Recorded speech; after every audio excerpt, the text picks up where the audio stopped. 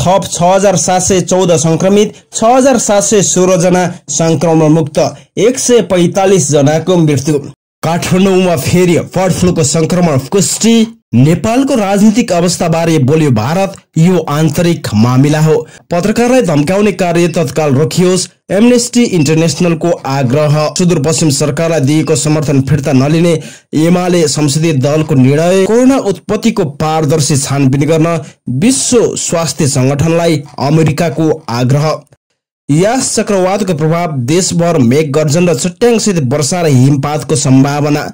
सगरमाथा क्षेत्रमा भारी हिमपात, आरोही क्याम्प 2 मा फर्किए। भारतबाट सिंगापुर जान लागेको पानी जहाजमा आग लागि, श्रीलङ्काले गर्यो उद्धार। पाकिस्तानबाट भारत भित्रिने सलह, नेपाल पनि आउने सम्भावना कति, यसका लागि नेपालमा के सावधानी अपनाइएको छ त? खाडीबाट 1,17,000 कामदारको माग, नेपालमै तयार अक्सिजन सिलिन्डरको परीक्षण सकियो। आज 2565औं बुद्ध जयन्ती देशभर मनाइँदै बुद्ध जन्मस्थल बारे कतिपय देशका पाठ्यक्रममा भएको त्रुटि सच्याउन प्रधानमन्त्री ओलीको आग्रह।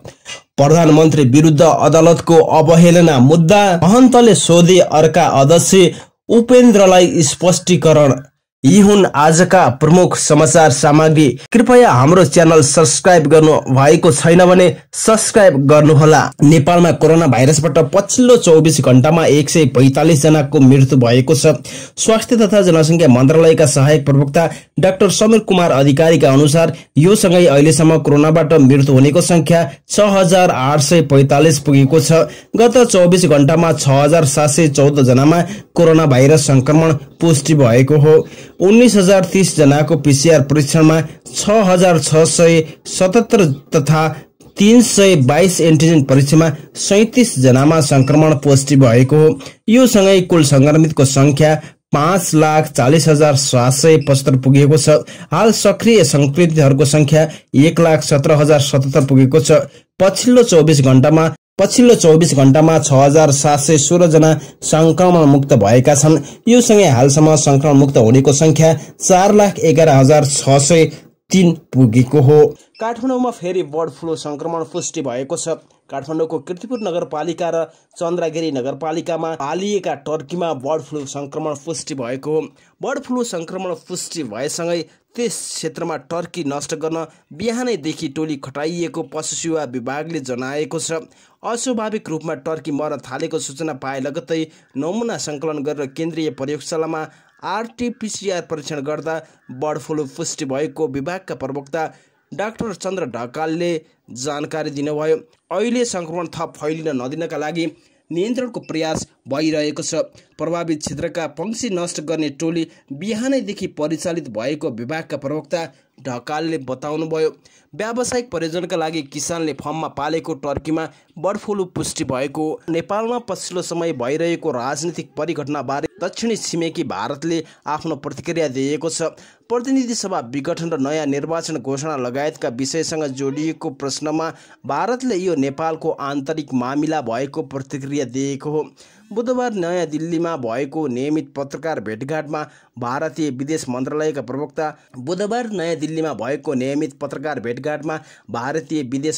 प्रवक्ता अरिन्दम बागचीले नेपालमा विकास भइरहेको घटनाक्रमलाई भारतले नजिकबाट नियाले पनि त्यो उसको आन्तरिक मामिला भएको टिप्पणी गर्नुभएको हो। त्यसैगरी अर्को सामग्री, एमनेस्टी इन्टरनेसनलले पत्रकारलाई धम्काउने कार्य तत्काल रोक्न ध्यान आकर्षण गराएको छ। समाचार लेखैकै आधारमा पत्रकार द्वय राजन कोइकिल र नारायण अमृतलाई माफी माग्न दबाब दिइरहेकोमा आपत्ति जनाउँदै अन्तर्राष्ट्रिय मानव अधिकार संस्था एमनेस्टी इन्टरनेसनलले सम्बन्धित निकायको ध्यान आकर्षण गराएको हो। पत्रकार द्वय कोइकिल र अमृतलाई सर्वोच्च अदालत प्रशासनले बोलाई प्रधानमन्त्री केपी शर्मा ओली र प्रधान न्यायाधीश चोलेन्द्र शमशेर राणाबीच भएको भनिएको बैठकका बारेमा प्रकाशित समाचारको स्रोत खुलाउन र माफी माग्न दबाब दिएको समाचारप्रति प्रतिक्रिया जनाउँदै एमनेस्टी इन्टरनेसनल नेपालका निर्देशक निराजन थपलियाले भन्नुभएको छ, अधिकारीहरूले संवैधानिक रूपमा प्रत्याभूत प्रेस स्वतन्त्रताको सम्मान गर्नुपर्दछ र फगत समाचार प्रकाशन गरेकै नियममा उनीहरूलाई धम्काउने र प्रताडित गर्ने कार्यबाट आफूलाई टाढा राख्नुपर्दछ। यसअघि 2078 जेठ 11 गते इमेजखबर.com का सम्पादक राजर कुइकेल र नेपाल समय.com का सम्पादक नारायण अमृतलाई सर्वोच्च अदालतको प्रशासनले स्पष्टीकरणका लागि अदालतमा बोलाएको थियो। सम्पादक द्वयलाई बोलाउनु अघि सर्वोच्च अदालत प्रशासनले प्रेस विज्ञप्ति जारी गरी उक्त समाचारको खण्डन गर्दै सो भ्रामक समाचारलाई नसच्याइमा कानुनी दायरामा ल्याउने चेतावनी दिएको थियो। नेकपा एमालेको सुदूरपश्चिम प्रदेश संसदीय दलको बैठकले तत्काल सरकारको समर्थन फिर्ता नलिने निर्णय गरेको छ। संसदीय दलका नेता समेत रहेका प्रदेश सरकारका आन्तरिक मामिला तथा कानुन मन्त्री प्रकाश शाहको अध्यक्षतामा बसेको बैठकले नफर्किने निर्णय गरेको हो।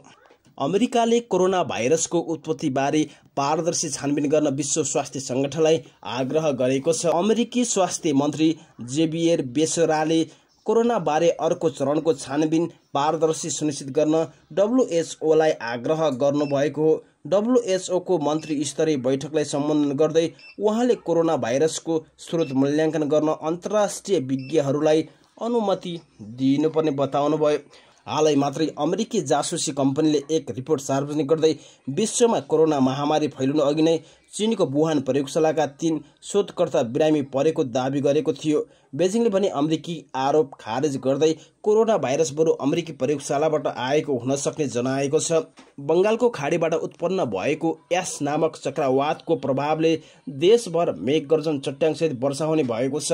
अहिले प्रदेश 1, प्रदेश 2, बागमती र गण्डकी प्रदेशमा सामान्य बदली र बाँकी प्रदेशमा आंशिक बदली रहेको जल तथा मौसम विज्ञान विभागले जनाएको छ।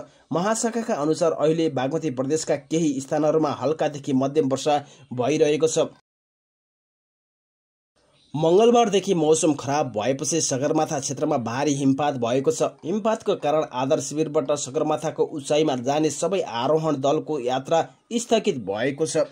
सगरमाथा आधार शिविरमा रहेका सम्पर्क अधिकृत खिमलाल गौतमका अनुसार करिब आरोहण गर्न सगरमाथाको शिखरतर्फ लम्केका आरोहण दलहरू पनि तल झरेका छन्। आरोहण दल क्याम्प 2 मा आएर बसेको गौतमले बताउनुभयो। क्याम्प 2 फर्किने आरोही र शेर्पा सहयोगी गरेर 3 दर्जन बढी संख्या रहेका छन्।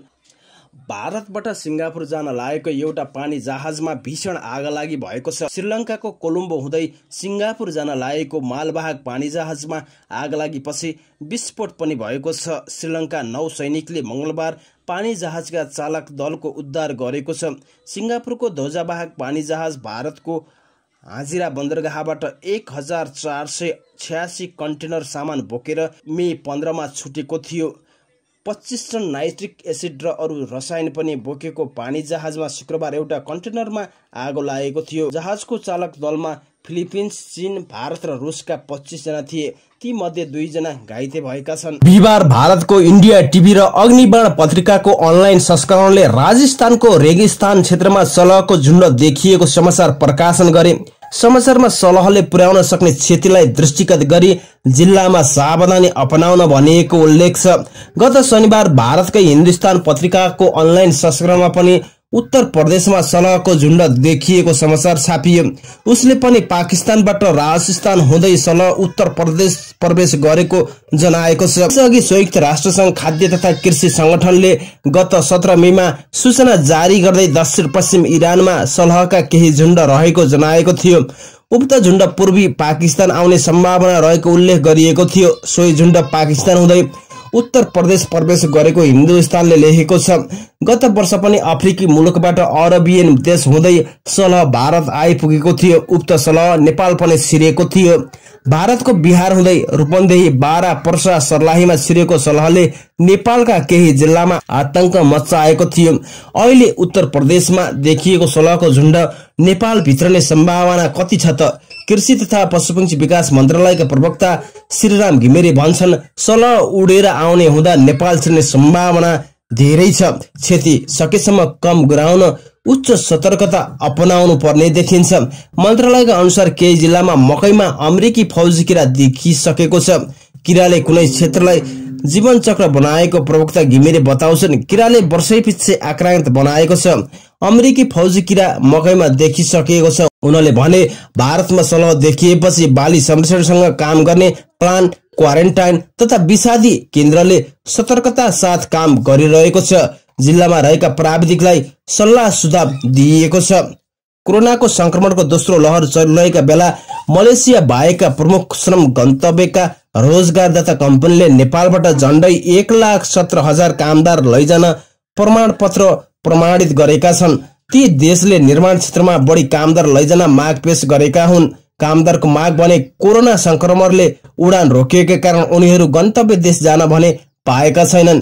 वैदेशिक रोजगार व्यवसाय संघका अनुसार कतार, साउदी अरब, संयुक्त अरब इमिरेट, बहराइन र ओमान, साइप्रस, रोमानिया स्थित रोजगारदाताले नेपाली कामदार माग गरेका हुन्। प्रमुख गन्तव्य मुलुक मलेसिया र कुवेतले भने कामदारको माग गरेका छैनन्। संघका महासचिव सुजित श्रेष्ठका अनुसार सबैभन्दा बढी कतारबाट 50,000, साउदी अरबबाट 26,000, साइप्रसबाट 17,000, संयुक्त अरब इमिरेट UAE बाट 5,000, रोमानियाबाट 9,000, बहराइनबाट 1,700, ओमानबाट 1,500 जना नेपाली कामदार माग भएको छ। नेपालमै तयार पारिएको अक्सिजन सिलिन्डरको दुवै चरणको परीक्षण सकिएको छ। नेपाल विज्ञान तथा प्रतिष्ठान नास्टको अगुवाईमा नेपालमै तयार पारिएको अक्सिजन सिलिन्डरको दोस्रो परीक्षण पूर्ण रूपमा सफल भएको यसको अगुवाई गरिरहेका नास्टका वरिष्ठ प्राविधिक अधिकृत शंकर ढकालले जानकारी दिए। सिलिन्डरको दोस्रो चरणको परीक्षण सफल भएपछि निजी क्षेत्रलाई पनि व्यावसायिक उत्पादनका लागि खुला गर्ने तयारी भइरहेको उनले बताए। नास्ट परिसरमा आइतबार राति गरिएको दोस्रो चरणको परीक्षणमा नेपालमा तयार पारिएको अक्सिजन सिलिन्डरले थेक्न पर्ने आवश्यक चाप भन्दा पनि 3 गुणा बढी चाप थेकेको ढकालले बताए। नास्टले पहिलो चरण गरेको परीक्षणमा अक्सिजन सिलिन्डरको आवश्यक चाप थेक्न सक्ने प्रमाणित भएको थियो। परीक्षणका क्रममा सिलिन्डरमा राखिएको भल्भ लिकेज भएको थियो। पहिलो चरणमा देखिएको समस्या सुधार गरी दोस्रो चरणमा सिलिन्डर परीक्षण गरिएको थियो। आइतबार राति 2वटा सिलिन्डरको परीक्षण गरिएको ढकालले जानकारी दिए। अक्सिजन सिलिन्डरले 150 केजी प्रति वर्ग सेन्टिमिटर चाप खेप्नु पर्ने मापदण्ड छ। नास्टले गरेको परीक्षणमा नेपालमा तयार अक्सिजन सिलिन्डरको प्रोटोटाइपले 265 प्रति वर्ग सेन्टिमिटर चाप धानेको थियो। आज 2565औं बुद्ध जयन्ती देशभर मनाइँदैछ। हरेक वर्ष वैशाख शुक्ल पूर्णिमाका दिन बुद्ध जयन्ती मनाइन्छ। बुद्धको जन्म, ज्ञान प्राप्ति, मृत्यु वैशाख शुक्ल पूर्णिमाकै तिथिमा परेकाले यो दिन नेपाल लगायत विश्वका बौद्ध धर्मावलम्बीले शान्तिको कामना गर्दै भावपूर्ण श्रद्धा र शक्तिले बुद्ध जयन्ती मनाउँदैछन्। निषेधाज्ञाका कारण चैत्य, गुम्बा, विहार लगायतमा सीमित बौद्ध धर्मगुरु मात्र बसेर परम्परादेखि हुँदै आएको पूजा लगायत विधि मात्र गरिनेछ। गएको वर्ष पनि लकडाउनका कारण चैत्य, गुम्बा, विहार लगायतमा निश्चित धर्मगुरु मात्र जम्मा भएर पूजा आराधना गरिएको थियो। लुम्बिनी, स्वयम्भू, बौद्ध लगायत ठाउँमा विविध कार्यक्रम आयोजना गरी बुद्ध जयन्ती मनाउने परम्परा थियो। कोरोनाको जोखिमका कारण अहिले यी ठाउँमा सीमित धर्मगुरु बसेर पूजा पाठ गरी पर्व मनाउने निर्णय भएको छ। प्रधानमन्त्री केपी शर्मा ओलीले बुद्ध जन्मस्थल बारे कतिपय देशका पाठ्यक्रममा भएका त्रुटि सच्याउन आग्रह गर्नुभएको छ र बुद्ध महापरिनिर्वाण तथा लुम्बिनी दिवसका अवसरमा शुभकामना दिँदै प्रधानमन्त्री ओलीले गौतम बुद्ध नेपालको लुम्बिनीमा जन्मिएको प्रमाणित तथ्य भए पनि अझै कतिपय देशका पाठ्यक्रममा यसबारे गलत जानकारी रहेको भए सच्याउन आग्रह गर्नुभएको हो। उहाँले भन्नुभएको छ, यस्ता कुराहरू नसचिएको भन्ने पनि सुनिन आएको छ। यस्ता त्रुटिहरू आजको वैज्ञानिक युगमा, सूचनाको युगमा त्रुटिहरू नै निरन्तर कायम राखेर बालबालिका वा नयाँ पुस्तालाई तिनै त्रुटिहरू पढाउनु वाञ्छनीय हुँदैन। प्रधानमन्त्री केपी शर्मा ओलीले अदालतको अवहेलना गरेको भन्दै उहाँलाई जरिवाना र कैद सजायको माग गर्दै मुद्दा दर्ता गर्न कानून व्यवसायी सर्वोच्च अदालत पुगेका छन्। गएको फागुन 11 गते सर्वोच्च अदालतले दिएको आदेश विपरीत प्रधानमन्त्रीले प्रतिनिधि सभा विघटनको सिफारिस गरेको भन्दै वरिष्ठ अधिवक्ता दिनेश त्रिपाठीले अवहेलनाको रिट निवेदन दिनुभएको हो। रिटमा संविधानको धारा 128 र न्याय प्रशासन ऐन दफा 17(2) अनुसार प्रधानमन्त्री ओलीलाई 24 घण्टाभित्र अदालतमा उपस्थित गराएर अवहेलना मुद्दामा 1 वर्ष कैद र 10,000 सम्म जरिवाना तिराउन माग गरिएको छ। जनता समाजवादी पार्टीका अध्यक्ष महन्त ठाकुरले अर्का अध्यक्ष उपेन्द्र यादवलाई स्पष्टीकरण सोधेका छन्। पछिल्लो राजनीतिक घटनाक्रमबाट स्पष्ट दुई कितामा उभिएको जसपाका अध्यक्ष ठाकुरले पार्टीको निर्णय विपरीत कार्य गर्दै हिँडेको भन्दै यादवलाई अनुशासनको कारबाहीको व्यवस्था अनुसार स्पष्टीकरण सोधेका हुन्। मंगलबार सोधिएको 7 बुँदे स्पष्टीकरणमा लुम्बिनी प्रदेशका 4 जना प्रदेशसभा सदस्यलाई निष्कासन गरेको, विपक्षी कांग्रेस र माओवादीसँग मिलेर सर्वोच्च अदालतमा संसद पुनर्स्थापनाको माग गर्दै रिट दायर गर्न गएको जस्ता विषयमा प्रश्न सोधिएको छ। जेठ 8 र 9 गते निर्धारण गरिएको बैठक महन्त पक्षले जेठ 7 मा स्थगित भएको सूचना जारी गरेको थियो। तर सोही दिन उपेन्द्र पक्षले पार्टी केन्द्रीय कार्यकारिणी समितिको बैठक बोलाएर एकल अध्यक्षता गरी निर्णयहरू समेत गरेको थियो। यो विषयमा पनि यादवसँग स्पष्टीकरण सोधिएको छ। पार्टीको विधानको दफा 49 अनुसार अनुशासनको कारबाही सम्बन्धी व्यवस्था अनुसार सोधिएको उक्त स्पष्टीकरणको जवाब 3 दिनभित्र पार्टी कार्यालयमा पठाउन भनिएको छ। त आदरणीय दर्शकहरू, हाम्रो सामग्री तपाईहरूलाई कस्तो लाग्यो? जस्तो लाग्यो त्यस्तै प्रतिक्रिया दिन नभुल्नुहोला र शेयर पनि गर्न नभुल्नुहोला भन्दै हामी आजलाई बिदा हुन्छौँ। नमस्कार।